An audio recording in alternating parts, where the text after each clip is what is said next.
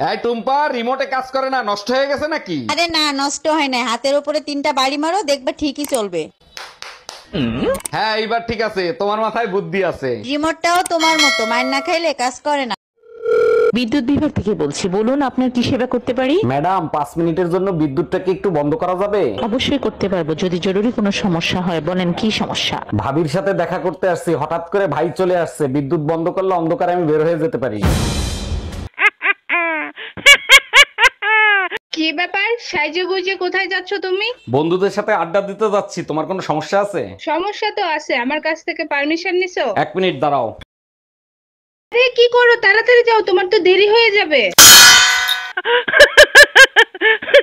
এই, তুমি বিয়ের সময় বলছিলে না যে 7 জনম পর্যন্ত আমার সাথে চলবা? হ্যাঁ বলছি, আর 7 জনম পর্যন্তই তোমার সাথে আমি চলবো। তাহলে বাইকের টায়ার পাঞ্চার হয়েছে, তুমি রিক্সা করে চলে আসছো কেন? 7 জনম চলবো বলছি, রোদের ভিতরে দাঁড়িয়ে থাকার কথা বলি নাই। এই দেখো, ক্লিন শেপ করলে আমাকে মনে হয় জানি তোমার থেকে 10 বছরের ছোট। তুমি এক কাজ করো, তুমি টাক হয়ে যাও, মনে হবে এইমাত্র পয়দা হইছো।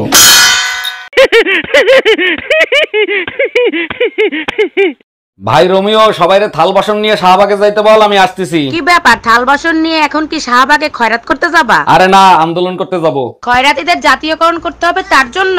আরে না, এক দফা এক দাবি, 5 টাকা 10 টাকা চলবে না, 100 টাকা 50 টাকা দিতে হবে।